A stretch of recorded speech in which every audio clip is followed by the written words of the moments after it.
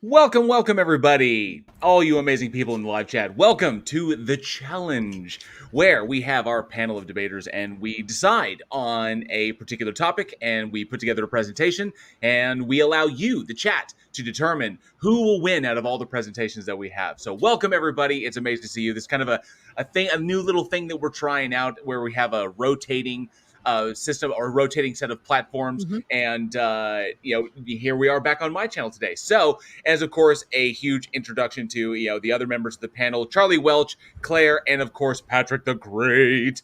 So, say hello, all you amazing people. Hello, all you amazing people. Hello, all you amazing people. Hello, everyone in the chat. And thanks for hosting, JL. This is fun. But I'm nervous.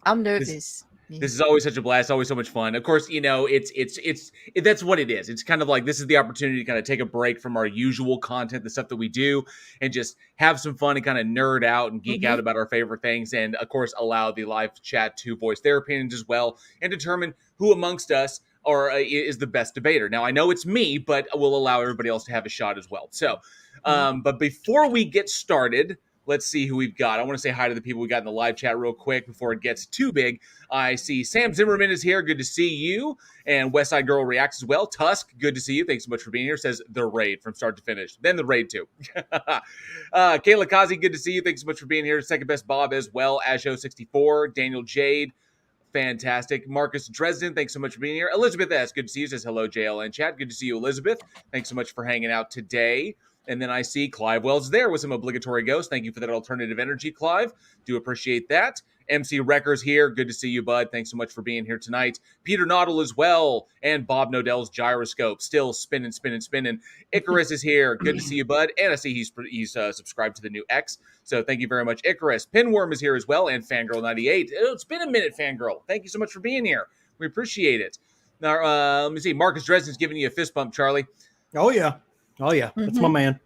The Gaming Atheist is here. Says one of the best fight scenes was Netero versus Miriam. Fight me. I guess we're going to find out, aren't we? We're going to find out. Yeah. We definitely will. And I see Skeptic Dank is here. Says Ichigo versus Ukora in the anime Bleach. Bleach was fantastic. And I actually got to do some assorted voice work on that way back in the day, which is a lot of fun. It's kind of cool. Like way back in the day. Just like assorted voices in the background.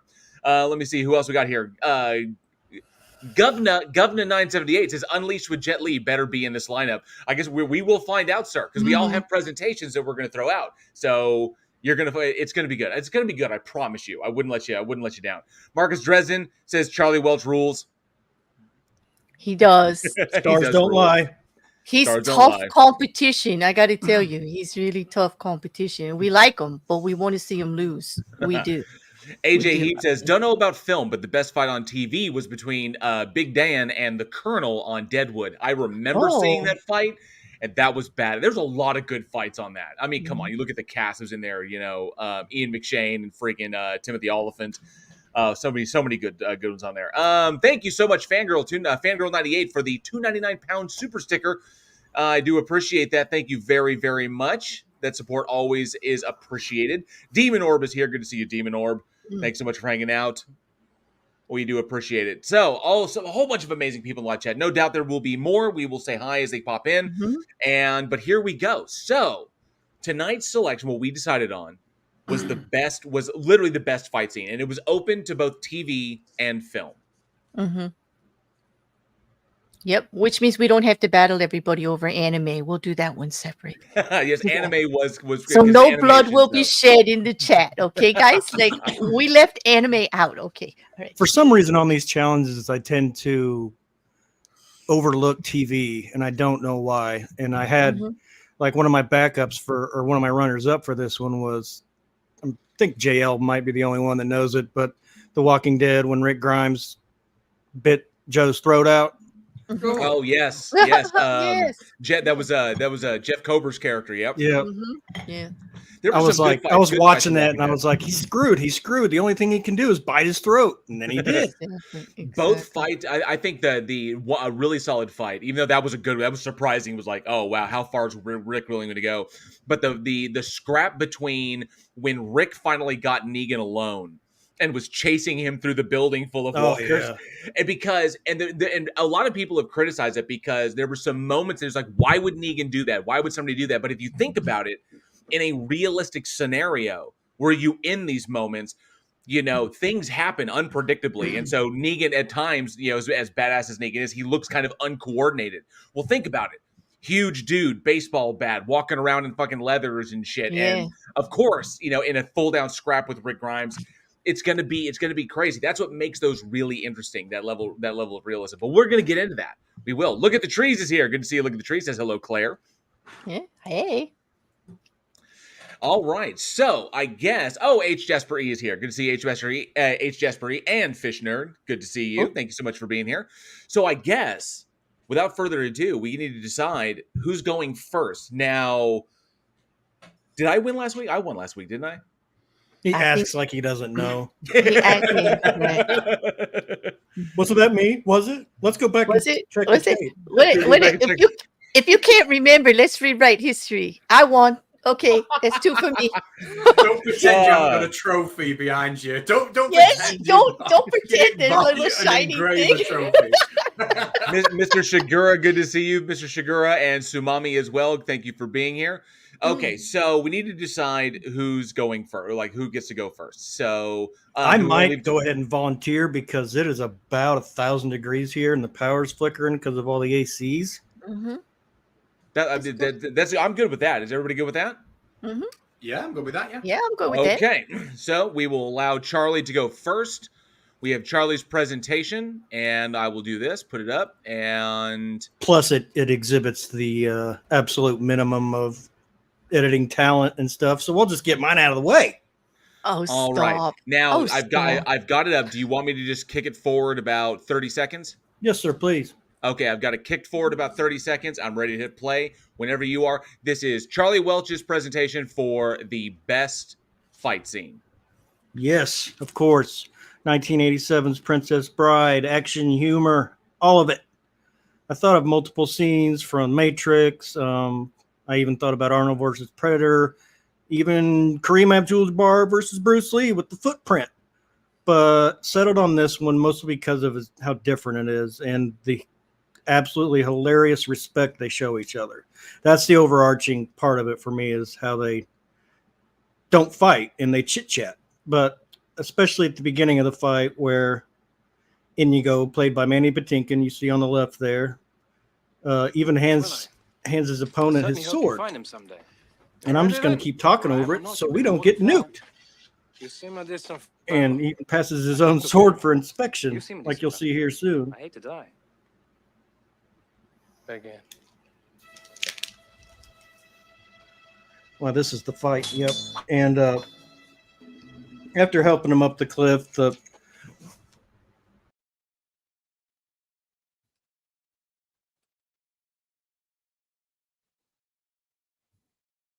Unfortunately, I think we lost Charlie.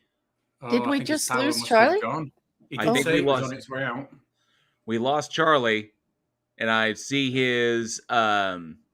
He just messaged me. He lost power. he lost his power. His power just went out. So he's on his phone. Yeah, he's on his phone. Oh, that is a shame. That is a dang shame.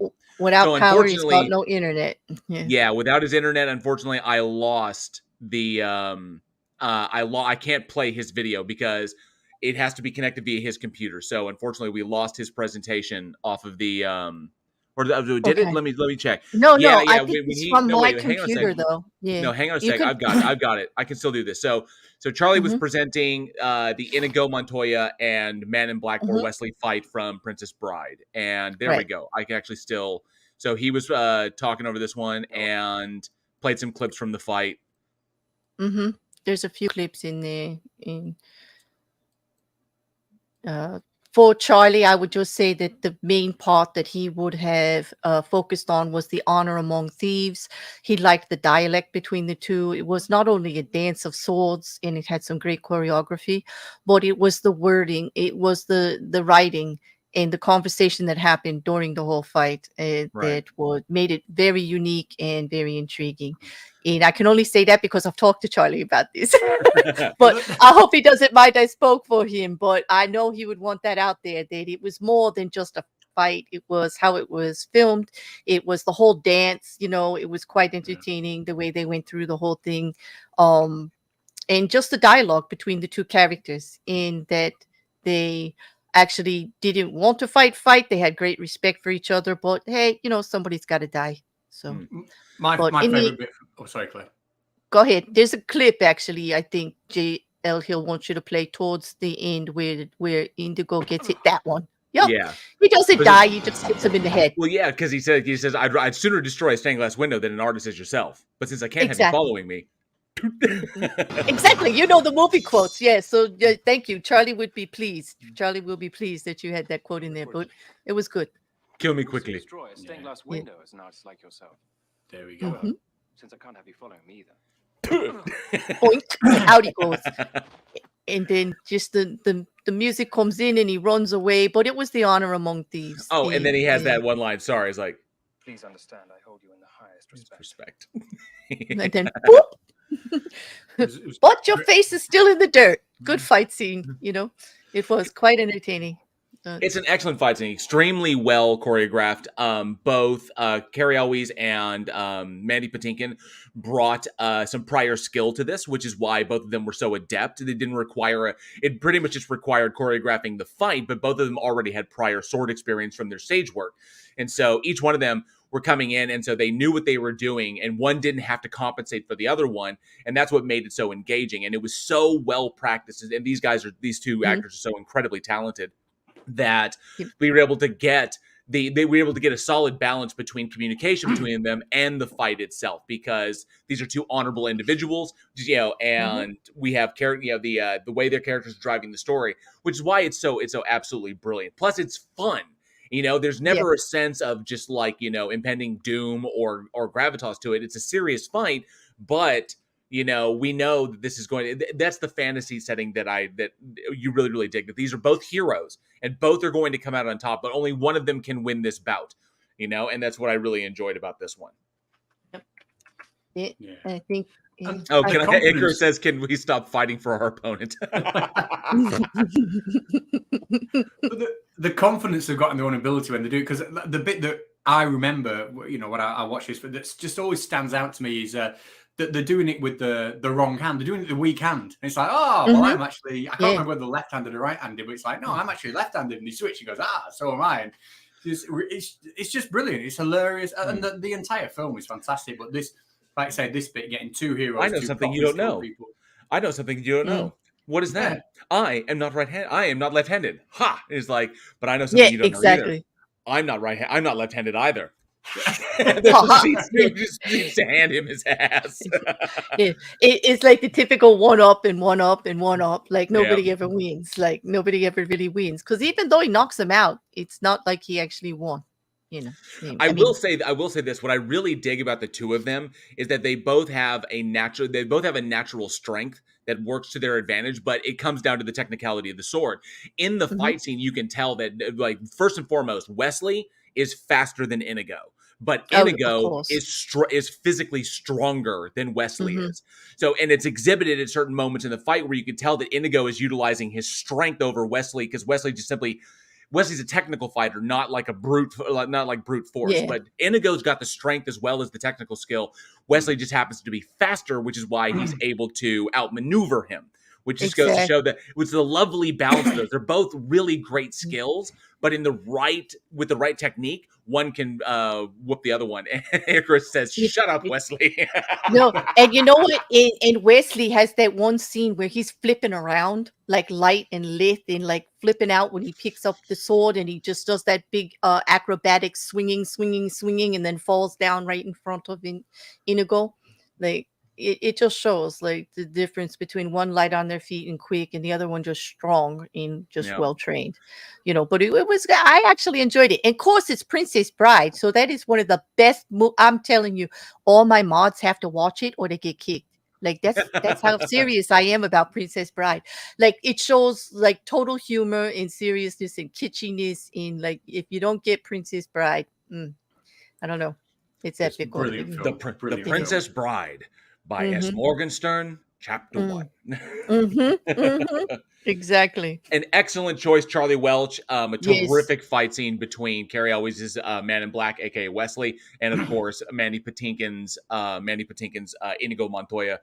So that's a good starter. I would say it's a good lead off. Excellent choice, Charlie. Yeah. I hope we didn't leave anything out, Charlie. Please tell us in the chat. Tell them what you want to say because it's an excellent choice. And we're not going to let you bow out. Like you're still in it. You're still in it. Okay. All right. So who do we have up next? Right. Well, should we get the chat to vote, or does last week's winner, the champion JL, do you get to choose? Yeah, this is why don't we let the chat tell us what to do? I never let anyone tell me what to do, but we'll let the chat tell us what to do. I don't mind when they do it. Yeah. Gaming Atheist has an excellent deal. Wesley Snipes versus Sylvester Stallone and Demolition Man. Is it cold in here? Is it just me? I prefer that moment when they're fighting in the museum and they're down there in in like the old LA, like the little like the excavated Los Angeles, and they're fighting down there and he wraps a television cable like the television plug around his fist. You're on TV, and it hits him with the television and shit. Was fucking hilarious. Oh, it's one of my favorite moments. Just kind of like, I'm gonna kill you. I want to kill you. Okay, you're on TV. Boom. It's fucking great. Oh my god! I've been dreaming about killing you for 40 years. Well, keep dreaming. It's like, come on, who writes this? You're on TV. Yes, Tones overthinks it. You're on TV. It's so fantastic.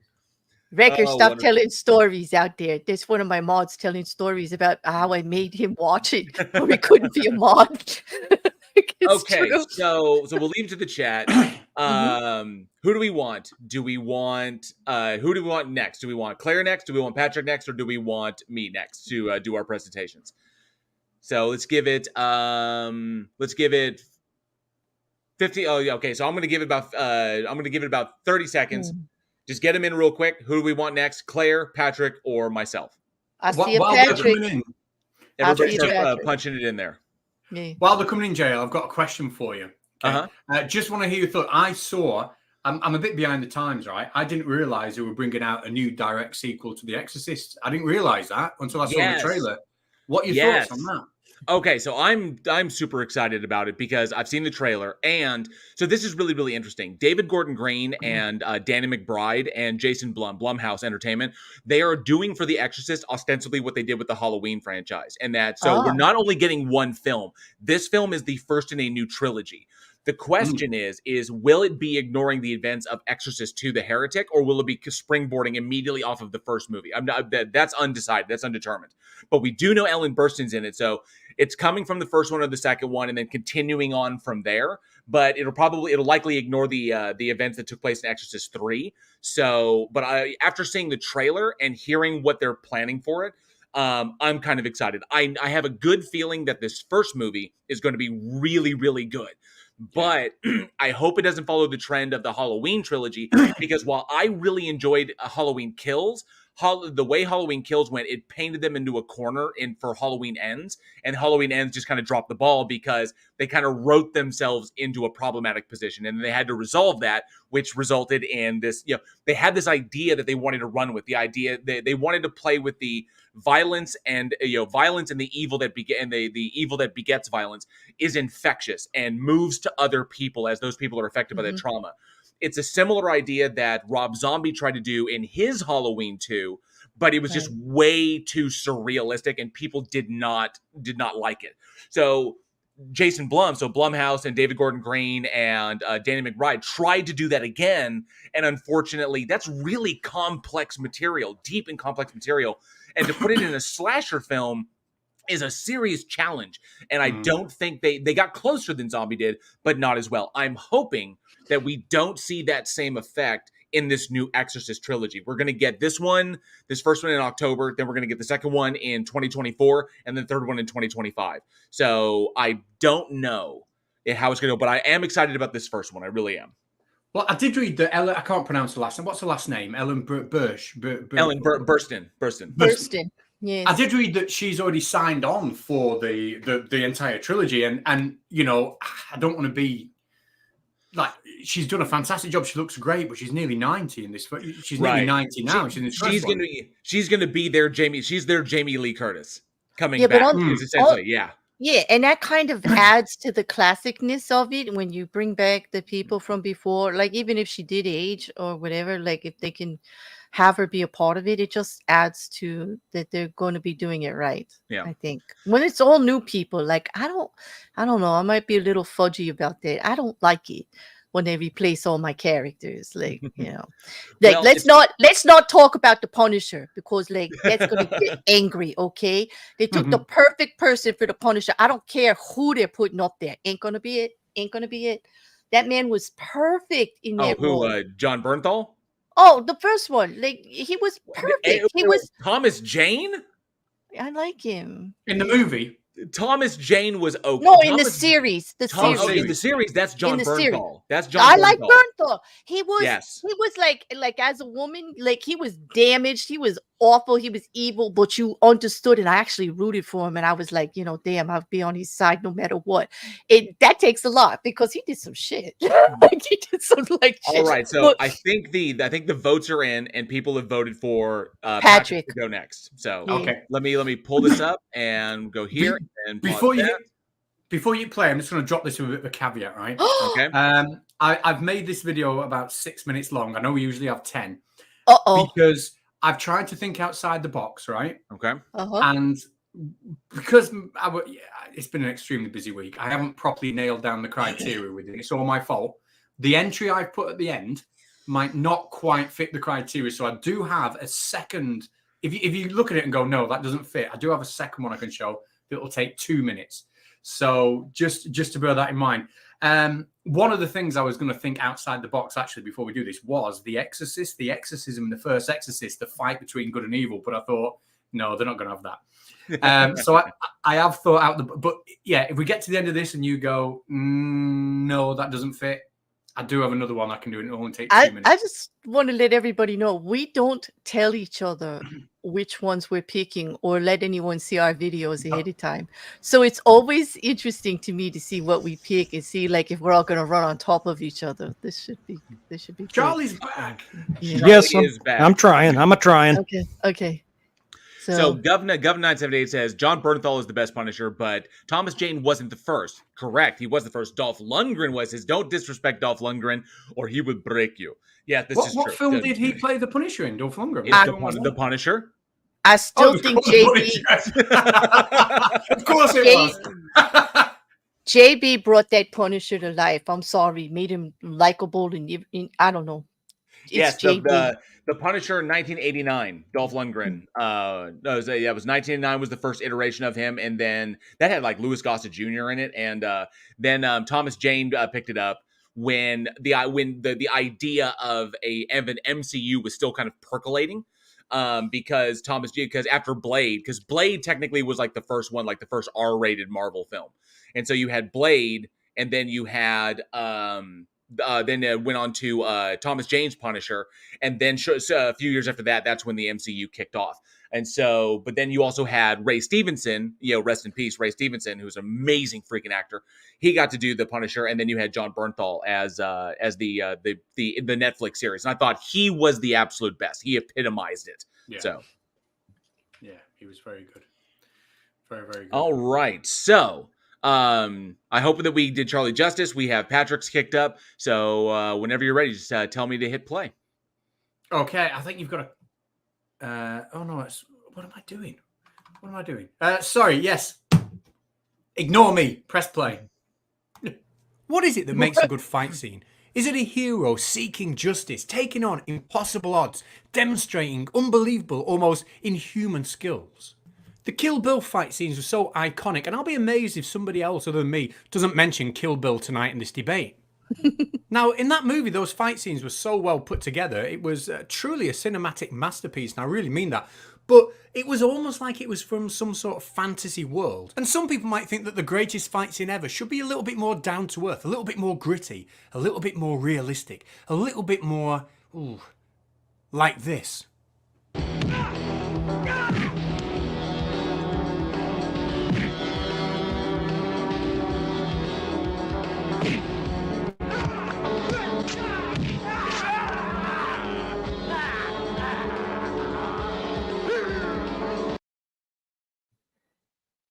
Apologies, I'm going to pause it real quick. So I want to make sure, because want to make sure that we break that up so it's not.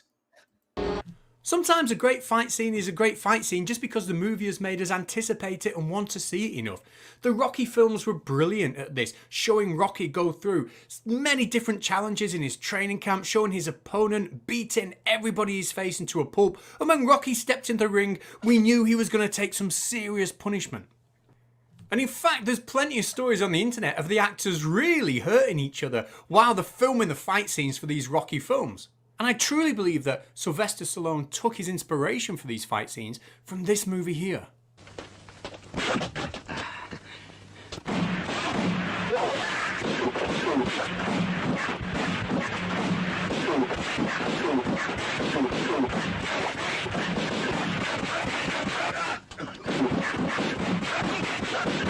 Sometimes a fight scene just catches you off guard with just how unexpected and how shocking it is. And one of the choices I very nearly made for tonight is such a fight scene from Invincible Season 1, Episode 1. And if you're not familiar with this cartoon, then it tells a story of the son of somebody called Omni-Man, who's basically Superman. He's a paragon of truth and justice and honor and bravery.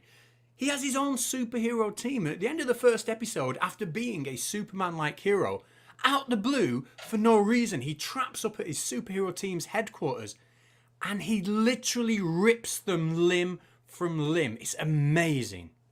And the coming together of people with superpowers for spectacular fights has been so well done so many times in recent years. I just don't think I can pull a winner from that kind of category of fight. But don't get me wrong though, I do love fight scenes like this in movies. And this here, what an iconic moment. Anyway, now it's time for me to give you my entry for tonight. And there's a slight caveat here. I may have slightly broken the rules tonight by choosing this one. And if I have, I'll let the audience and the other debaters tell me. And I think I will have time to submit my second choice, which I'm more than happy to do. But for my first choice, I have selected the opening scene from Saving Private Ryan. Why? Well, because it is simply violence. Senseless, needless violence. And the worst thing of all is it is beyond realistic. We know this happened, and I've never watched a movie scene before that has really made me sit and think and put myself in somebody else's position. I have no idea how I would have felt being on that boat approaching the beach. We get that great sense of fear and dread of what's going to happen. And when those doors open, it is explosive, it is immediate, and it is ruthless. Now, I'm a 40-odd-year-old man from the north of England. I don't have feelings, right? I don't do feelings. I'm the type of guy that will rewind Mustafa falling off the cliff in The Lion King until I stop laughing about it. Maybe I'm just a freak like that, but films just don't make me feel in that kind of way. I watch them for entertainment. But boy, is this film one that makes me stop and think. How would I have really felt at the time being on that boat? How would I have handled that situation? Why did people have to go through that situation? Why was there such this needless loss of life? And thanks to this film, I now have a greater realization of how it must have looked to be in the middle of it than I ever really wanted to have. It really, really stuck with me. I mean, the whole thing is just horrifying, and it really stuck with me. And is that not what a great fight scene should do? Should show you the horror of violence, the cost of violence, the realism of violence. And it's all summed up for me when Tom Hanks just sits on that beach, when he has that moment where his hearing kind of cuts out for a second and he's just absorbing what's going on around him, just lost in this horror around him. For me, you know, I haven't done a great job putting this into words at all, but I think we all know what I'm talking about. And if this meets the criteria, then I'm pretty confident that this has got a good chance of winning the greatest fight scene ever in a movie. But does it meet the criteria? Because it's a war scene and I- no one's playing fast and Apparently What in England, more- battling what means more- fighting. And what more fight is there than war? I mean, I don't think it's a violation. I think it meets the criteria. It's a little... Tones yeah. overthinks it brings up. That's not a fight scene. That's a battle scene. Yeah, but we weren't specific that battles were excluded. So, I mean, because some of Okay, these as fights, well, and also when there's more than one against one, I mean, we could say the Kill Bills. Like, is that a battle when you got like 88 crazies coming at one person? That's not a fight. there's a battle. Okay, I do have a backup though. If you do feel I've said, because I genuinely, when I was making that, thought I might not be on the right side of the criteria, and I'm happy to not be on the right side. I've got something else I can show. I don't think we were that specific, like, because we didn't say don't, like, no cartoon. We didn't say no battles. I'm with you as long as you promise not to have your 10 socks vote today. I'll stick with you. That it's okay. I'm good with it as well. If it really just comes down, I think it ultimately comes down to what the audience thinks. So just where their votes fall. If they don't think it, they may hold it against you. But I think I'm not going to say that you didn't follow the rules, because I like you think a little creatively out of the box. Yeah. Well, the audience can decide. I'm more than happy for the audience to say yes or no, or put a pot or whatever. You still can't let your socks vote, though. I'm holding you to that. All right. So we've got Claire and myself left. So who do we want? I would defer to the ladies. So you fight for it, and we get. Oh, yeah, my stomach hurts enough. Let's get my awful video over with. Let's go. Okay. Hey, I'm gonna cue it up, and there we go. Just let it rip. Nope, go ahead and hit play. Wait, no, that's Charlie. Wait, what was it? Oh, no, this is yours. So just hit play whenever. Yeah. Okay. Go ahead. Nope, that's Charlie. See? That's Charlie. No, I've got it on yours. Okay, hold on. I know you got it on mine. I'll have to send it to you again, because that's not mine. That's Charlie. I guess JL's going then. No, yeah. I'll send it to you. Okay, share it to me, or share it up in the deal again. Yep, here it is. Okay, here we go. All right, so I got it here, and I will pause it. It's been the hardest one for me yet. Both. All right, and I will hit play now. Here is Claire's presentation. This one has been the hardest one for me yet. But I took a crack at it. But for me to do it, I needed to break it down. So I started with types of fight scenes. So many movies. Epic gun battles. Well, I remembered Inglourious Bastards. The shots under the table. No, the just graphicness of it. The suddenness of the fights breaking out. From quiet. Dusk to dawn. Vampires, yes, but epic gun battles the whole time. Shot their way through the whole thing. Desperado. Beautifully shot. Choreographed too. Who can forget Antonio Banderas dancing around with those guns, slinging them everywhere. The Django Unchained. Special mention because every shot you graphically saw the hit. We saw the splatters, we heard them. That was something. Quentin Tarantino directing, of course, all of those. And for effect, definitely special mentions. But then there's other types of epic fights.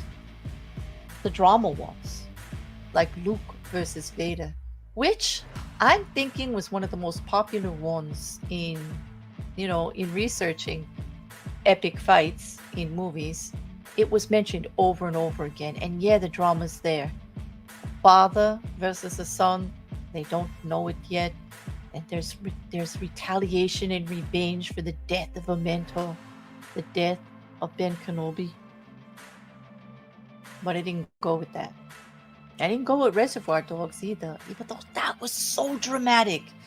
There was so much backstory there in the fights and all, and I just always surprised. The Hateful Eight, especially the one gun battle, where they do it in slow motion at the end and you hear a guy begging for his life, but it doesn't really help.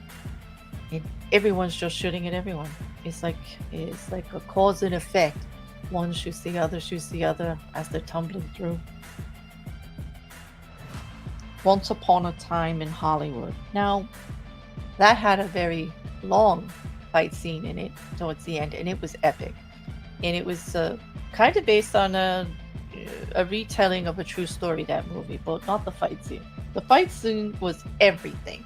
It had knives and guns and dogs in a soup can or a soda can, a can, And at the end of Flamethrower, and we definitely have to give honorable mention to the team players of Brandy, because that dog can fight, and Rick Dalton for epic use of a flamethrower in a fight. But then I go to most realistic fights, entertaining too.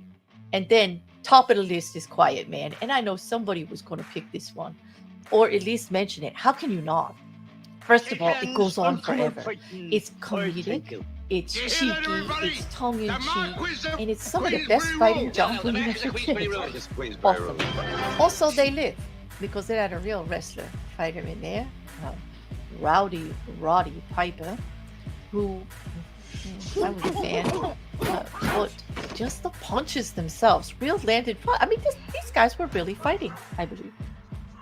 But that didn't do it either. Then I went to cinematography and choreography, the gems that are out there on that. And I have to say, Sin City, just the way it was shot in the black and white with splashes of red everywhere. The fight scenes, missed the gun one with the special fights, the women up on the top at the end, just gunning everybody down from the rooftops in revenge. The way they shot the actual bullets coming out of the guns. The fight scenes mismatched, good versus bad, and then the one with the shadows at the end. I mean, it was just beautiful, and I just thought it needed an extra mention. But then, when it comes to choreography and the sounds of blade on blade, the Bride versus the Crazy 8 in Kill Bill 1, the Crazy 88, flipping all over the place, all these super martial art moves, ninja dancing everywhere, the clashing, the clanging, the just drama of when is it going to end. There were so many of them. It was beautifully shot and quite entertaining to watch. It took my breath away. In the end, the ending shot, the aftermath, breathtaking. And that brings us to what I did choose. I chose, for the best fight scene,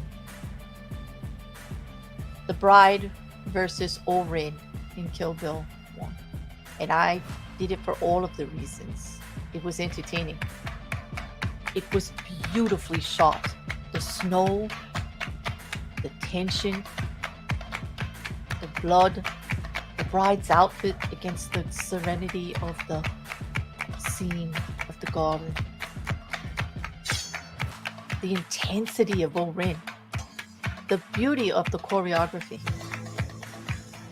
the backstory, all of it, and the clanging. The fight itself seemed very realistic to me. Well, that's my winner, and I hope you choose it too.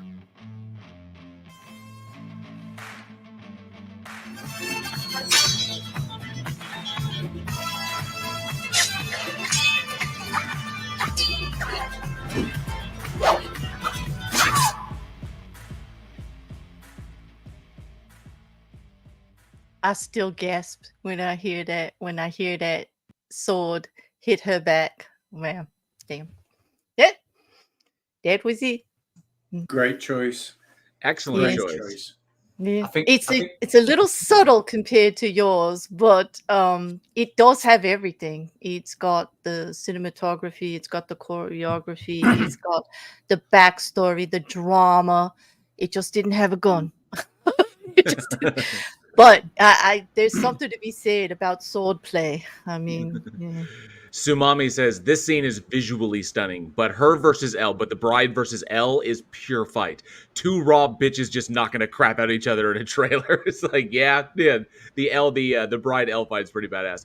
Oren Ishii versus the Bride is classic. It's just very cinematic, and it is obviously a callback to like all of the classic martial arts films that Quentin Tarantino grew up watching. But Marcus Dresden says when Lord Helmet laughed at Lone Star, put his face shield up, and gets punched in the face, and the face shield falls back down. Best fight scene ever. He wins. Yeah. It's good. All right. Good. So I guess I'm left. So Here we go. We cue mine up. And we're ready to go. So here is my presentation for the best fight scene. Human history is defined by many incredible things. Invention, art, poetry, communication, and exploration have each played remarkable parts in our unending journey to discover truth and improve our collective understanding of both the world and ourselves. But, for good or for ill, all of our great accomplishments throughout time have been shadowed in a stark parallel by our utterly unwavering and uncompromising propensity for brutal violence. Whether battling for survival,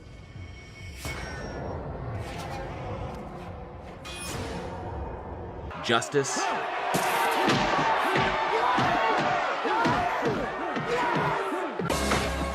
revenge,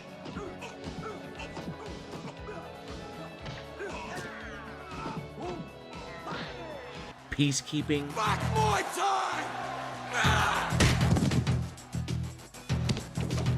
dominance, pure pleasure, or even for brutal sport. Oh yeah. Violence itself, most especially one-on-one combat, from the long shots to the real long shots, is as much a part of our nature as our unyielding curiosity about the universe. So it absolutely tracks, in these somewhat more civilized times, that what once was merely a facet of life's daily struggles has long since become a time-honored source of our entertainment. And while we do have the choice of many live blood sports to choose from, nothing really compares to the violence that we get in the cinema. Though real athletes competing for a belt, money, status, or even bragging rights does have the distinct advantage of being real, there will always be something special about following a compelling narrative, identifying personally with heroes and villains alike, empathizing with the struggles that we see playing out before us, and of course rooting for our chosen champion when the shit inevitably hits the fan. But in the grand realm of movies, with so many choices from so many different genres, what is it that truly makes a great fight scene? Ultimately, I had to set my criteria, which was a challenge in and of itself, and then I had to sit my ass down and watch a ton of truly remarkable fight scenes. At last, I was able to settle on a specific criteria, and it includes these things. Length. While real-life bouts, like boxing, often last longer than 45 minutes, most combat sports, like MMA, are often rather quick. From a narrative perspective, longevity in a film fight is a testament to both the spirit and will of the characters, so the longer the fight, the longer our emotional investment in it. Choreography. Choreography is vitally important for one obvious reason, and that's to keep the performer safe. But it's also important because precision choreography allows for both the narrative to advance without unnecessary exposition, and it beautifully showcases the incredible discipline in the mastery of a martial art. Realism. Film fights come in a variety of flavors, running the full spectrum from the savagery of tooth and nail combat to outright hilarious absurdity,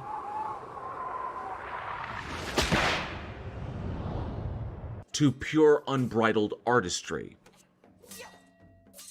But despite the enjoyment, there is an inherent disconnect when a fight is grounded in distant historical moments, cartoonish buffoonery, or fantastical wire-foo. When a fight is grounded in truly realistic terms that we can immediately relate to as humans, then the fight, in a way, becomes truly real for us, keeping us on our toes with unpredictability and ensuring our champion's victory is well-deserved. Engagement. Whether rooting for a hero, a villain, or even an anti-hero,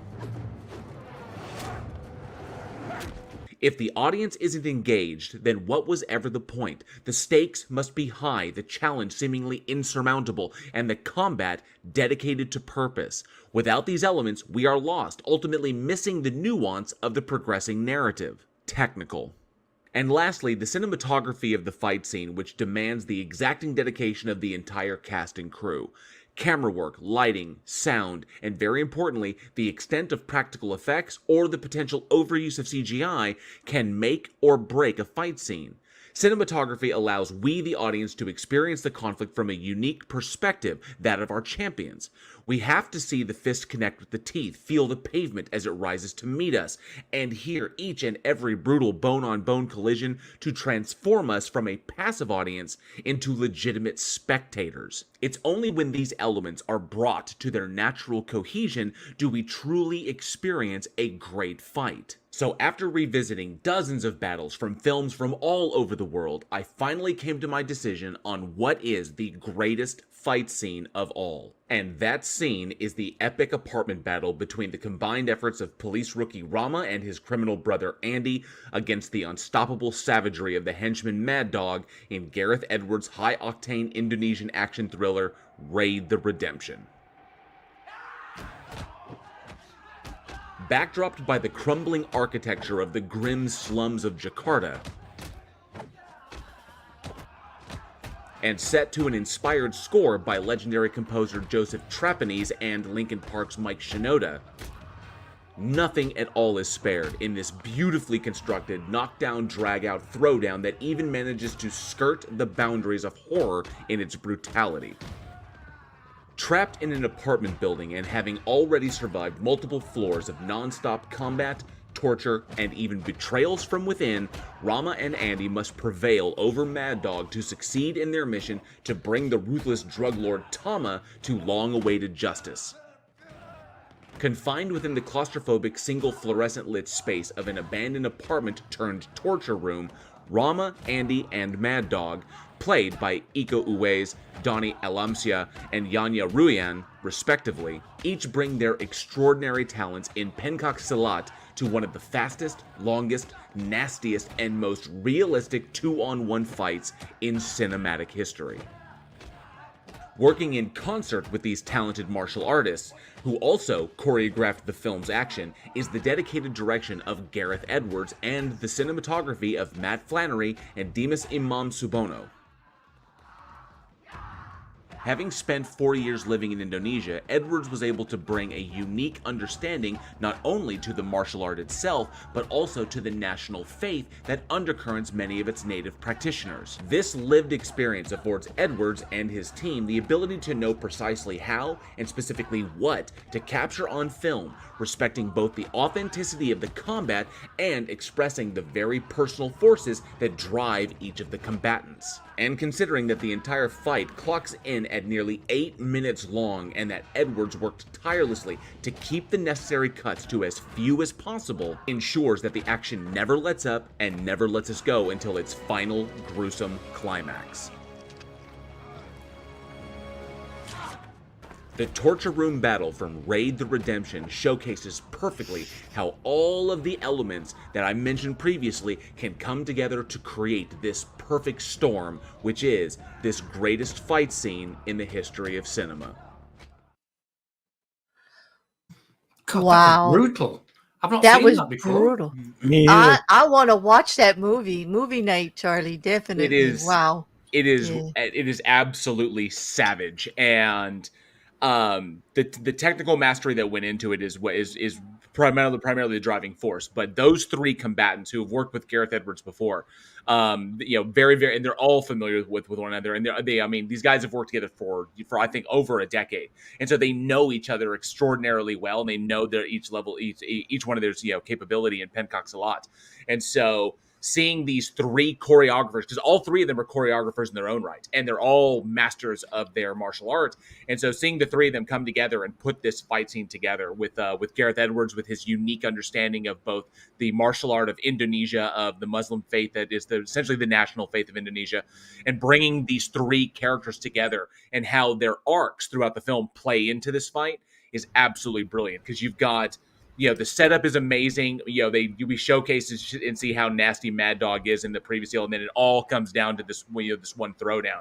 And so it's just one of the most hardcore fights that in this very, very Spartan space, which showcases, and it's not, even after this fight's over, even the movie isn't even over at this point. There's still more to come from there, but the throwdown between Mad Dog and Andy and Rama was one of is arguably the best for all of the components that are brought together. So JL, would you consider? I am not familiar with it at all, but is it kind of Game of Death like? With the advancing upstairs, yeah, I would think similar to Game of Death, with the same kind of premise of like kind of advancing levels, because that's what Rama and his team are doing. Is that they are essentially they've assaulted this apartment building, and Tama is at the very, very top, and they're there to arrest him because he's a drug lord, but he's got bad guys on every floor, and then he basically seals the building and says, whoever kills all these guys, whoever kills them, I will give he puts a bounty out, and the whole building turns against them, and so they have to fight their way all the way to the top. Also very similar to Dread with Carl Urban, when they go in to do an arrest and they get stuck and they have to fight their way all the way to the top to get to Mama in order to save the day. So yeah, that took elements from the Raid, but the Raid did it for its realism and no wire foo, legitimate, phenomenal athletes in their chosen martial arts, and that's predominantly why it digs so well. There was like virtually nothing unrealistic in that fight. When you watch a Pencock Salat, like an actual competition, some of the shit they pull is ripped straight from those legit competitions and put directly into this fight scene. So these guys knew what they were doing. Like when amazing you see athletes. Yeah, legit, like honest combatants who've been doing it for decades. They're like their entire lives. They come in there and they do that. You don't need to bring wires in. You can see just how effective, like a legitimate martial artist can be in a particular scenario. I like the end bit where he sticks a knife in the guy's throat. That's just what's sticking in my mind. That was so. It's not a knife. It's not a knife. In the fight, during the fight, one of them gets basically flipped, gets flipped in a toss, and his feet hit the fluorescent bulb up above and break it. And then what he stabbed him in the throat was a hunk of fluorescent bulbing. Oh right. And then cut his throat with that. So.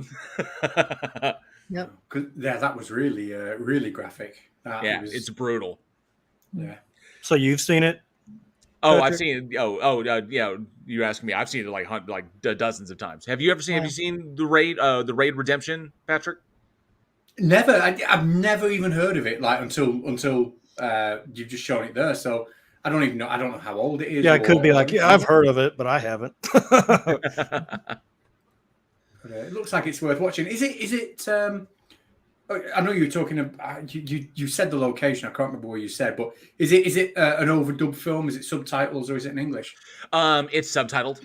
You can find it dubbed, but the subtitle one is so much better because what they convey is so much more important. To understand, like the direct translation, the dubbing tends to like leave some context out and kind of like oversimplify things. The subtitles is so much better, and it's not even that distracting. So I would go with that one. It's amazing what can be lost in a dub. Right. Yeah. Exactly.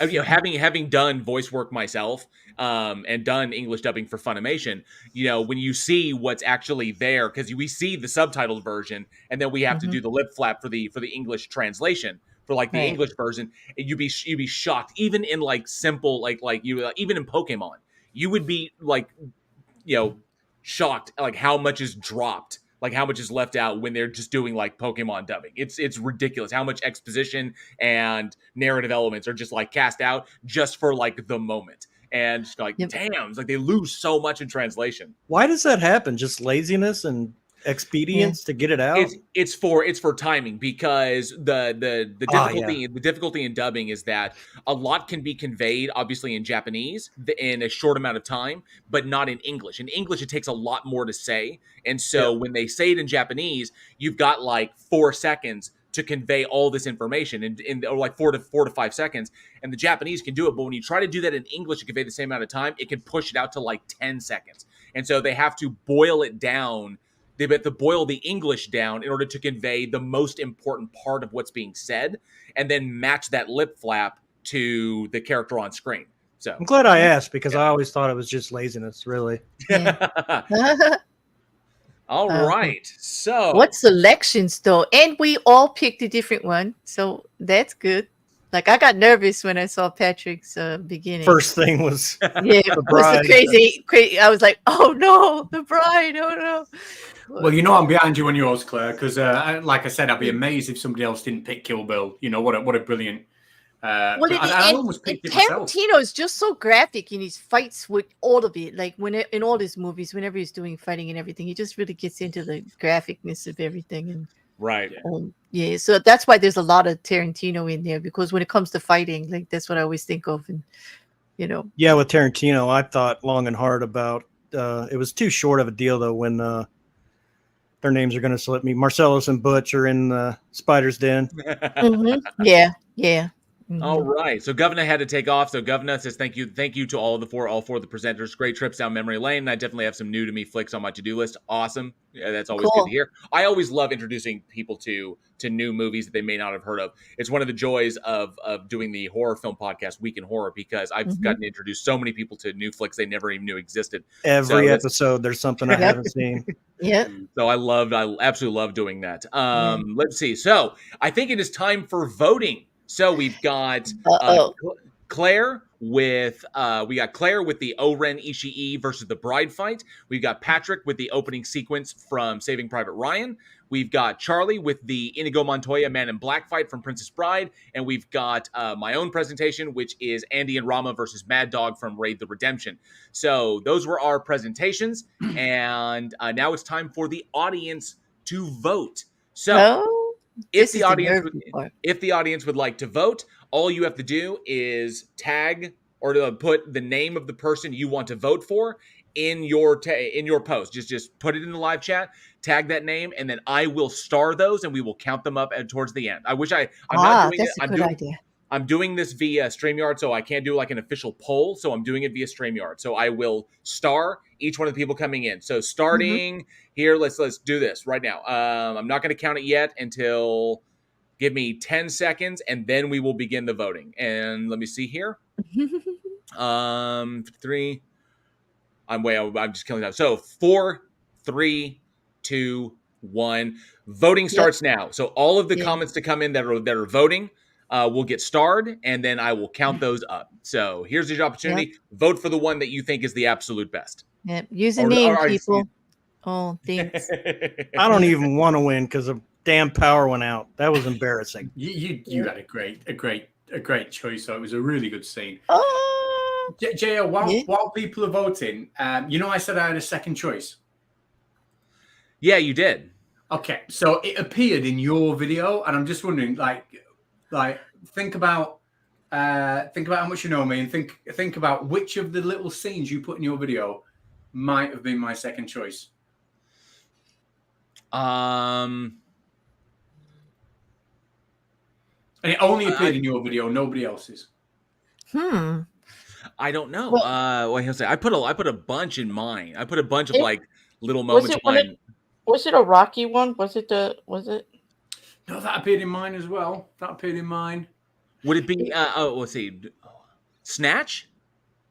No, that's a good call. It was the fight from Troy with. Yes. Yeah. What I love about that is the fact that the film at that point had built those two characters up to both be heroes, both be champions. But we knew when Hector walked out how dripping in fear he really was. Like we knew he was never going to win. He knew he was never going to win.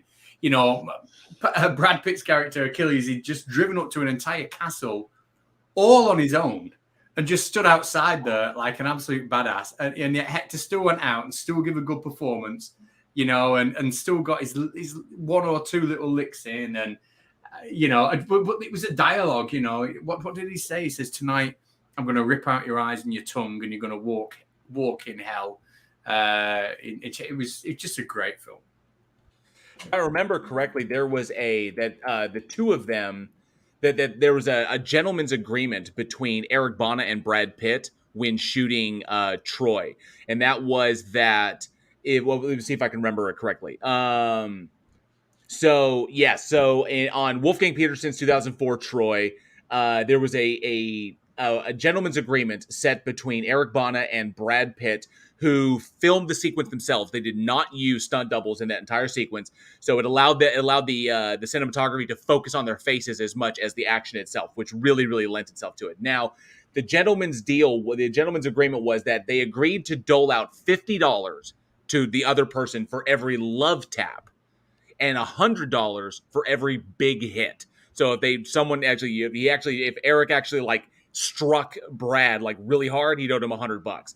So obviously this is chump change for them, but there's pride on the line. So like that. And in the end, Pitt finished the 6-day shoot because it took 6 days to shoot that entire sequence, owing Eric Bana $750. And if I remember correctly, let me see. And Bana, Pitt owed him $750, and then Bana, I think, owed him like $200. Wow. So really, so yeah. So it's always really entertaining. The little behind the scenes stuff like that. Okay, so if you really hit me, Big shout out from Governor in the chat. I totally agree with. Honorable mention to the Mountain and the Viper. Oh yeah. I thought of a lot from Game of Thrones. Really, I have never been so pissed at somebody who got caught monologuing. That just pissed me off so bad. He kicked the Mountain's ass, didn't he? He kicked the did. Mountain's ass. He like literally stylishly. That is speed right there. That's like pure speed. Not to mention Manticore Venom on his lance. But I'm sitting here going, or was that? I think it was a falchion. But nonetheless, he whoops his ass and then gets caught monologuing and then gets wrecked. So you cannot sleep on your opponent. Yeah. All right, so votes are coming in. We've got 17 votes so far, and I'm going to allow the voting to continue for another minute and a half, so we can get a good 5 minutes of voting. Mm-hmm. And at the same time, maybe we can usher in some ideas for next. Yes, good idea. Oh, what there did you we go. have last week that I'll never remember? We didn't do last week. We skipped because I had to. I meant the week before. We had a bunch of really good ideas. It was the fight scene that we're doing now. No. The one the week before, the one that JL won. What was it for, JL? You won. What was that one? The topic. Yeah, what was the topic of the last one? The Hold on, I'll go look in the room and see. Wait. We ain't young anymore, are we, guys? I know. I just know I won horror, and that was like the week before that or something. I have so many videos currently in production at various stages that I tried to remember one that I did 2 weeks ago. Oh, it was the song covers. We did the song covers. Oh, yeah. Okay, because then we did horror, we did best song cover, we did sidekicks, emotional acting. That's what it was. Yeah. JL won for emotional acting. Wasn't that the last one we did? I think that was most emotional scene. Yes. I remember we had a lot of talk about book to movie, reboots. I think Charlie won best song. Hey, Maya Adkison, good to see you. Thanks so much for being here. You got a few more seconds to get those votes in for who you thought was the best, and I'm gonna cut it off. Make sure you're using name, everybody, so you get your. Type a name in there to officially vote for who you think gave the best presentation. And coming up, we're not going to count all Marcus's Charlie votes. No, we're not. Okay. Nice try, Marcus. Nor are we counting the votes Marcus put in for himself. Ooh, I kind of like that one. Best movie based on a book. I do too. I like that too. I don't read books. I mean, this is true. Don't you make textbooks? Yeah, I've literally just written 3 books that are due to be published soon for like textbooks. But I honestly, my entire adult life, and I'm counting from like 16 onwards, have only read 2 books, and they're both autobiographies. One was a Sting autobiography, and one was by a guy called Jeff Thompson, who's quite a famous doorman in Britain. Who went on to win BAFTAs for making films and stuff. And that's it. I don't read books. I just don't read them. Well, am I a bit but weird you like that? probably watched the movies that the books were made on, though. Actually, so Exactly. Why spend ages lying down reading a book? We can watch the right. film in 2 hours That's and true. then go for a So run. so the criteria is that you didn't have to read the book. You just have to know that the movie you pick came from a book. And That's that's all. how I passed my GCSE There you go. comprehension. So see, yeah. I just Hey, watched Angel Lord of Rivera. the Flies. Hey, Angel Rivera, good to see you. Thanks so much for being here. All right, I'm going to call it right there. I'm going to call the voting in. We got 20 votes in, and let's see Okay. who we've got here. So I'm going to tally these right quick. I'm going to go down the list. So we've got, let me move that. We got Charlie, and we've got Claire, and we've got myself, and we've got, let's see, wait, Charlie, Welch, Claire, and then we've got Patrick. All right, so I've got Patrick. Go ahead, talk amongst yourselves while I tally these. Okay. Well, another one is like, best, like in genres, we could do like best comedy. We could like do worst series ever. Like somebody Best put in comedy, there. Blazing Saddles. It's over. Next. Oh, it's over. There you go. Great. What about worst plot line for a series? And somebody said not Disney. Oh, The how about dumbest plot line in a TV series from Daniel J. That isn't Disney, by the way. that is a good one. But how about biggest plot hole in a series, or biggest like the biggest plot mistake or something? Or like when they leave you hanging, I don't know, like Like a plot hole, like so there's continuity error. So for example, in Doctor Who, in like BBC in the UK, Yep. they made they changed the whole backstory of Doctor Who. So Doctor Who didn't start off as William Hartnell. Doctor Who has always had an infinite number of True. regenerations and stuff. But actually, when you look at the entire 50-year history of Doctor Who, I'm thinking of the Matt Smith regeneration. When he ran out of regenerations, oh my god, it's gonna take us months to do that one. Every single series has those. Every single movie has those like plot holes. Yeah. Like So we holes. could choose the biggest one. The biggest one, maybe. That's we just could my also preference. we could also choose most unsatisfactory ending, the one that angered like everybody, like nobody liked it. Or how about, I like this one from the chat, best comedy that was not intended to be a comedy. Like that one's a good one, because like I know Watership Down. Cocaine Bear's gonna win, like hands down. I've already got the winner on that. Cocaine Bear was intended to be a horror. That's a horror comedy, but the best funny. unintentional comedy, that's Tommy Wiseau's The Room. Come on. Oh yeah, That's well yes, the most unintentional comedy. You're That tearing is me a apart, Lisa. It's like it's his acting that does it, because he's just like, you can't help but make fun of him. He's like, I did not hit her. I did not. I did not. No, hi, don't Mark. making me so upset. The It's dude a is cult classic. The dude is like a Latvian vampire in New York. It's All hilarious. right, so if we pick that one, we all have to agree not to pick. Okay, The Room. here's a good one. Here's a good one. I'm kind of digging this. Who was the best doctor? That's hands down. Tenet. That's it, hands down. Nobody. House. Yeah, I'll fight you. Wait, I'll die on that hill. All three. Okay, so Claire says Tenet and Charlie says Tenet. What do you think, Patrick? Best Patrick said doctor? Tenet too. No, I said Tenet? House. I said House. Oh, House. Okay, so we got Tenet, Oh. House, and Patrick says Tenet as well, right? No, not medical doctor, Charlie. Not House is like medical doctor. No, like Doctor Who. Doctor Who's Who. The best yeah. iteration of the best iteration. I'm of out Doctor on that Who, one. I'm not of the Doctor. Yeah. Really? Dude, I say, well, I love Tenet. I absolutely love Tenet. Like I think I may actually be in love with the man after Good Omens. But I know, right? right, Oh my God. but I'm gonna fight you for I him, gotta JL. go, and I'm serious. I'm dead serious. I gotta go, Eccleston. Really? Yes. Really? Wow. Well, I he gotta brought go. the whole thing back. If it wasn't Because- for his performance, it wouldn't have gone on to be what it is now. He brought it back from what was essentially a dead franchise.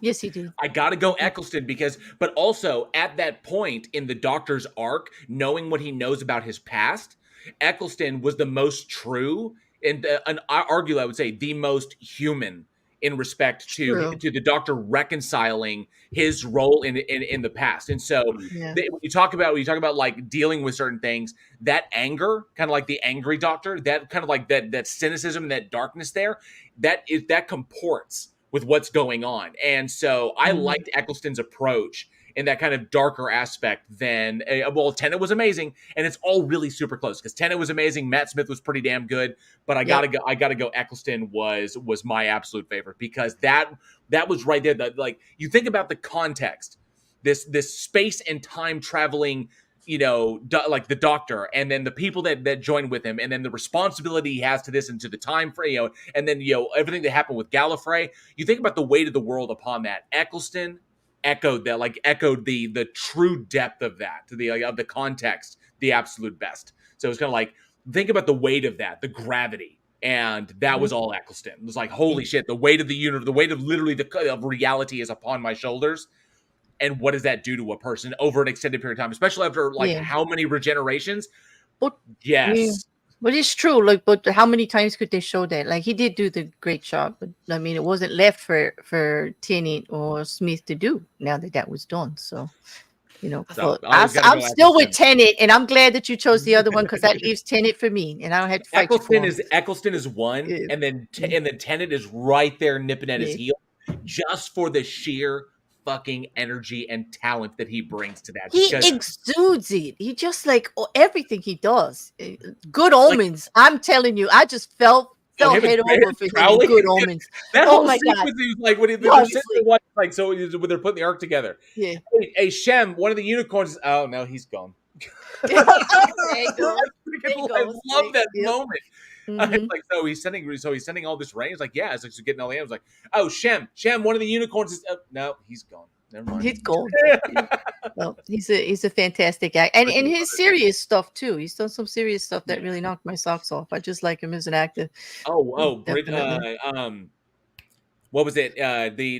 Oh, god damn it! The mystery. Yeah, the one about the mystery. The murder mystery in the small town. In the small. I can't remember the name of it either, but it was on a cold. Broadchurch. Yeah. That's it. Broadchurch was excellent. He and Olivia were next fucking level in that show. It was awesome. Well, they remade it for America and called it Graceland. They did. Yeah. Yes, they did. Because I thought you were thinking of that. It was better as Broadchurch, I'll tell you that. Oh, and Icarus brings up David Tennant made Jessica Jones, like the first season of Jessica Jones, because he sure did. David Tennant took a Marvel villain that was like nobody. We're talking the Purple Man in Marvel Comics is literally is sub tier. Like, he fights like that's why he's fighting the Defenders. Like, he would never fight the Avengers in the comics. Come on. But David Tennant turned that villain into a monster, and I was like, yes, they bring that up. So love the fact that he was able to do that. It's the same with season 2. Season 2 did amazing because like Sidewinder and Cottonmouth were both like nobodies in the comics, but they're fucking epic level in the series. So the votes are in. And they're tallied. I actually had a couple of doubles in there because I actually tagged Marcus Dresden, but we've got 16 votes. We have 16 votes total from the ones that I starred. And as it turns out, we've got Patrick had 1 vote, unfortunately. And that wasn't even me. I didn't even vote for myself. Claire had 3. Charlie Welch had 4. And I had 8. Yeah, he won. It's good. God. I'm just glad someone could spell my name and voted for me. Thank you, whoever you were. Thank you very much. But it was a good choice, and I can't wait to see that movie. I have not seen it yet, so it was a very good choice. Whatever. I'm not congratulations. Whatever. Don't be a quitter now, Patrick. Come on, we're just gonna have to think of the next one. We take the next challenge, and we're just gonna have to, Well, think that of was something to bring them down. Now it's 2 in a row. We can't let them get 3. We can't let them roll. Yeah. See now I've got I haven't been in a debate in so long because I keep getting, like I said before, I keep getting the possibility of getting one, and then they dip out and they run, or they just find some reason to like flip the table and they don't want to do it. And I'm just kind of like, I haven't gotten a debate. I haven't gotten a chance to do a debate in a while, and now you've given me this platform, and now I'm going to bring it. So wasn't your last one that Jewel guy? The last one I had, was that dude Eric Jewell, who was kind of like, like Tyrannosaurus lived 6,000 years ago. I'm like, no. So when and before that I had Rad Vlad, So it's kind of like, Wow. like you look at the quality of the debates that I get, and then when people come up and challenge me, I'm like, okay, let's freaking do it. And then they're like, oh, no, and then they run away. I've gotten like 6 people who have done that to me. They'll like call me out. You, sir, I'm calling you out at high noon. And I'm like, well, I'm here. And then the street is fucking empty.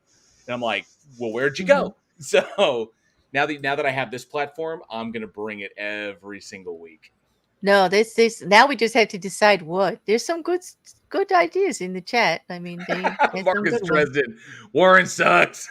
Yeah, yeah. Oh yes, that was an excellent one. So thank you very much. Thank you. Thank you. I appreciate all the votes. He almost congratulated himself. I know. It's like it's a great movie. A lot of people in the chat said that was it wins because it was the best film, the best fight. Like it really is epic. So it's a well-deserved win. I can't wait to watch it. Just the clip that I saw was quite hell yeah, you're gonna like it. You're gonna like it a lot. Yeah. So thank you to everybody. Thank you to Claire, to Patrick, to Charlie. And I'm glad you were able to pop back in after your internet went down. So I do appreciate everybody. This has been amazing. This is always so much fun here, the challenge. And a huge, giant thank you to everyone in the live chat. Everyone for your votes, everyone for coming out to listen to our presentations. And we hope this is something new and something fun, kind of a break from the usual stuff. Fangirl, have a great night. It's 12. It's after midnight where she's at. So have a good night. Sleep well. And I hope you all enjoy. Like I said, I hope you all enjoy this. Claire and Patrick and Charlie and I decided to do this as a little bit of a kind of a break away from our usual, because sometimes our usual content can get a little maudlin. Oh, especially me, murderers and serial killers, and typically we want to take an opportunity to break away, just have some fun, nerd out a little bit, and include all of you in it. So this is what this is. It's kind of like a step away, and just let's chill back and use this platform to have some real fun. So before we bounce out of here, we'll start with you, Claire. Do you have anything big coming up on your channel you want to let people know? Well, not big, just my usual. I don't know if it's big or not, but like on the weekend, I'll be doing my what the Effery, which is kind of a social media dig at everything going on here and there. The funny, if your butt's hanging out, we'll probably talk about it. In the Friday, I'm going to be doing something a little different around 10 o'clock at night. I'm going to be doing a political review. I'm going to be going over some Supreme Court issues that have been nagging at me.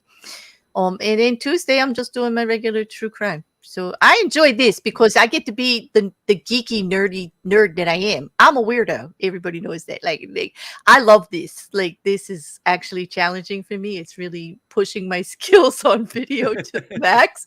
But I learned something every single time. The stream did not go down. So I learned. The stream did not go down. I listened. I will take the cues. And and it's fun, it's great, especially you guys. You guys make it so much fun because we can dig at each other and try to outdo each other, and we're still all great, respect, fun. The chat is amazing. You guys got to keep coming. You got to bring all your other nerdy friends, please, and weirdo friends, and movie geeks, because this is so much fun to interact with them and have them either pull for us or call us out, which I like that too. Like, call us out.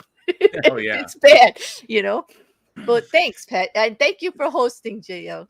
My pleasure. I love doing this. You did deserve that win, though. That was that was. And I thank everybody just for allowing this little YouTube baby to try and play along. I'm having a hard time fashioning the time to really learn what I'm doing. He calls himself a YouTube baby, right, JL Patrick? But does not Charlie Welch have more exposure on YouTube than all of us combined? No, he has a lot of exposure on YouTube. He really does. Right? Like we're not sitting for that, Charlie. No, I don't, Charlie. I don't think there's one of our associated channel, like the channels that we associate with, that is not familiar with who you are. Who you are? He's either a mod there or he's in the chat all the time. Everybody knows who Charlie is. He's got more exposure than all three of us combined.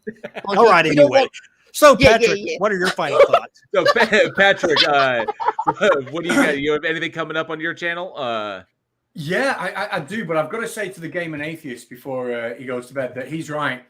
He said before that Is It Cake on Netflix is brilliant. And if you've not seen, I don't know if you're familiar with it, but basically it's a show where people bake a cake and they ask a judge, is this a cake? And then they say yes or no. And we're into season 2. And if you haven't seen it and it sounds ridiculous, go and watch it. It's the best thing ever.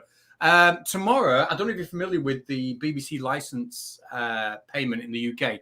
I'm hosting a debate on my channel between two good friends of mine about whether the BBC license payment is right or not. Basically, if you have a TV but you don't watch BBC, you don't need a license. But if you've got a TV, BBC will come over and send people to your house anyway.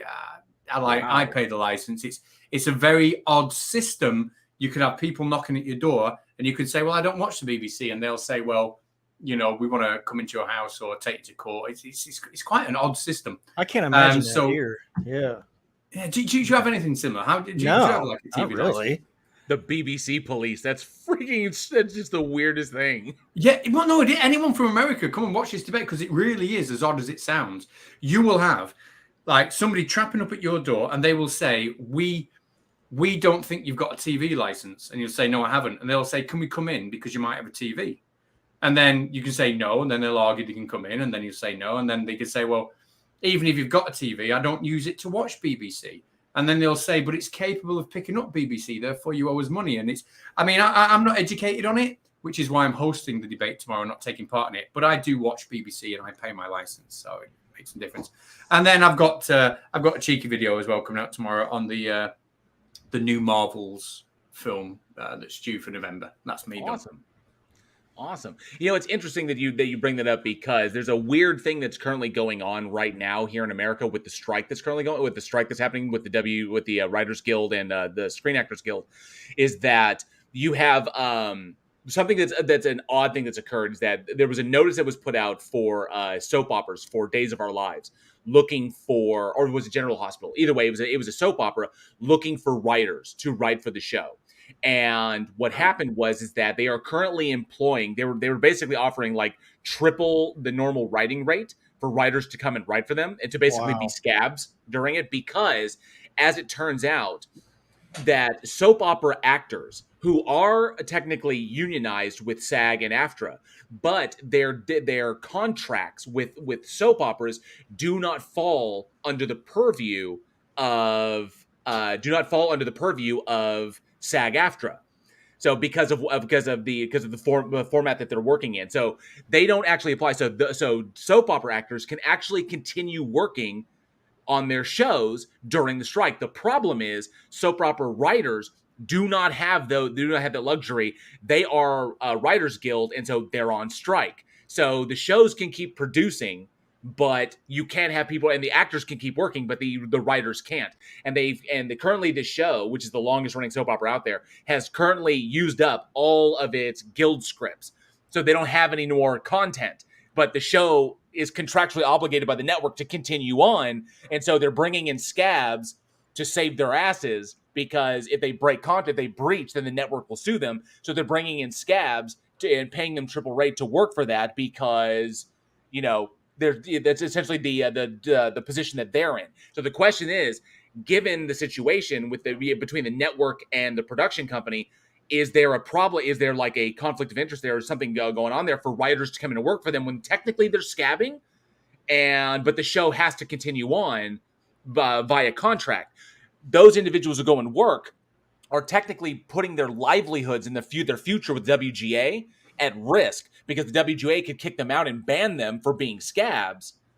But then you have the show itself and those actors who technically then would be out of work, even though they're contractually obligated to continue working. So it's this weird kind of support the system, but then fight the system kind of thing that's going on. And that's a really strange thing that's happening right now. Wow. One thing I really took on from that, and it's probably not the point you wanted me to take, but maybe because I'm in the UK, it just hit me. Days of Our Lives is a real program. It's not just from Friends. No, it's a real soap opera. That's a real thing. Yeah, it's one soap of the opera, last ones that are left. I think that one in is General Hospital still around? I don't even know. Really? I can't remember. I remember it's just one of the long ones, and there's no. I mean, Days of Our Lives was still. Oh yeah, they put like other people's memories into other people's brains, and like people come weird back as shit. different characters. It's some weird stuff. Like I don't know how it's still out there, but it is. So when Joey was on it in Friends, like the characters he was acting with, were they like actors from Oh, so okay, so what was shown on Friends was a fictional representation of that soap Of the opera. show. He wasn't actually Right. Okay. on that. So it was like Days of Our Lives. That show exists in the Friends universe, but it's not the one that we all see on network TV every day. Got Yeah, and it started in 1960 freaking 5. Yeah. So Wow. Peter Noddle asked me, Bridge the Divide, are you on strike? As a writer, I am technically not currently on strike because I'm not a member of the Writers Guild. So because I don't have my guild card, I'm not technically on strike. Now, technically, I could stand with the Writers Guild and I could not write, but then I won't get paid. So because I get paid for the work that I do.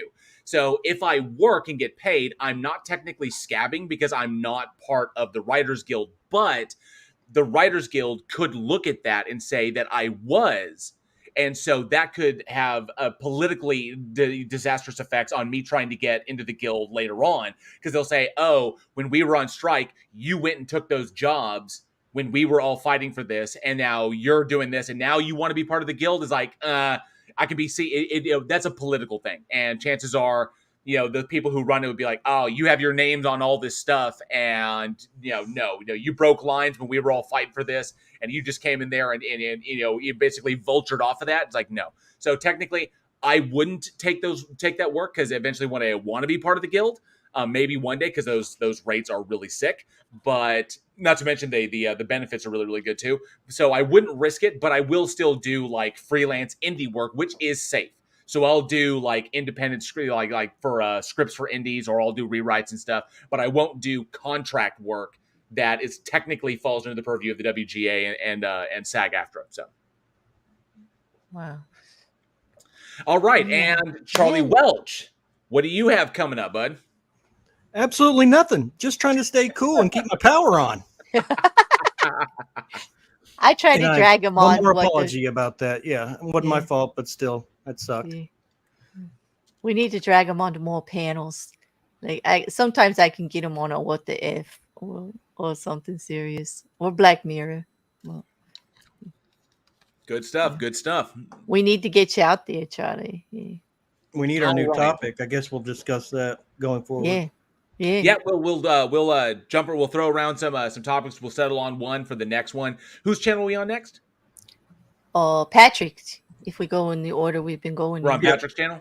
Is it back to me? Is that again? okay? Is that okay No, with you? It's always okay. I'm always happy to. Either you or me, or is it me? Because I forget you. Oh wait, it is me because the first one yes, then it would be back to me, I guess, because the first one couldn't run. Remember, and I think is that the or I don't know. It's either me or Patrick or Charlie if he wants it. I'll definitely let Charlie do it. I'll get you up and running, Charlie. Yeah, stop it. Okay. No, we will decide on who will on the next panel. I'm pretty sure it's either gonna be Patrick or Claire. But if Charlie wants to opt up, we'll do that. But we'll put out those notifications. So if you're following everybody at their channels, their links to their channels are down in the description. You can click on those and you can subscribe to the channels and put on those notification bells so you can hear exactly when we announce these next ones. That's so be sure to subscribe to everybody here and follow us on the socials. We're all on Twitter. If you follow us there, we'll put out those notifications there as well. So, and if you're not following us and subscribing to us, when you come back to the chat next week, I want to know why. You better be prepared.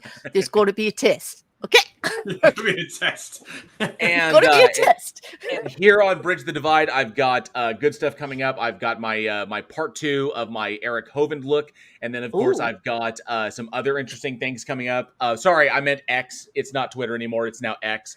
So no, it's Exter, or is it Stitter? I have no idea. It's Exeter.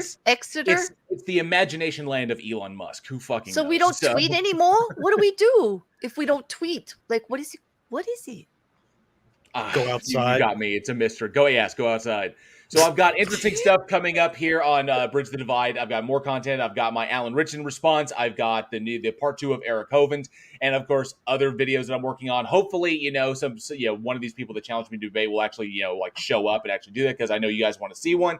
And of course, I've got Week in Horror every Wednesday, 7 p.m. Central. We are screaming along to our season finale in September. So the season finale of season 4, which is pretty amazing, over like 800 films we've talked about on that show. So I'm really excited about that. Not to mention a giant announcement in September which I hope everybody is there to see, which we will be, we'll be promoting that going forward. So I hope so everybody, Week in Horror, like I said, it's over on Week in Horror, youtube.com/weekinhorror, and of course all the links are in the description. So hopefully I'll see you over there every Wednesday, 7 p.m. Central. And that's pretty much all I've got here. So anybody else? And Sorry, no, I'm done. I think he's talking to you. So nudge, nudge. So a huge giant thank you to everybody in the live chat. Thank you to all the super chats, all the stickers. We do appreciate those, and to all of the members of the Godless Army who support this channel. I do appreciate that. That goes a long way to helping me keep this thing in production. So all the love to all of you. Huge love to all the panel members. Claire, Patrick, Charlie, thank you so much for putting this together and including me in it. There's always so much fun. You're almost up to 5K. Yeah, very close. I think I'm like 99 away from 5K. Wow. From 5,000 subscribers. So. It's an effort. It takes time. I saw there's another channel out there who I have so much respect for. The guys his channel is Mineshaft, and he does philosophical stuff. So same content that I do, and he is really, really good. And within I think within 6 months he's already broken 5K. So he deserves it. And hopefully I will also eventually break 5K here pretty soon. I think it's like less than 100 I need. So, but it's because of all of you in the live chat. Thank you all very much for your support. I do appreciate that. So it's my absolute pleasure. All right. So with that, this has been the challenge. And this is where we do our debates. You'll see us here. Like you see this thing going on every week. And of course, follow us here on the socials. And of course, at the links to everybody's channel down there. So you can get the notifications when the next one will be. I'm JL. Say goodbye, everybody. Goodbye, everybody. Bye, everybody. We'll see you on the next one. And congratulations, Jaya. Oh, thank you very much. See y'all next week. Bye-bye.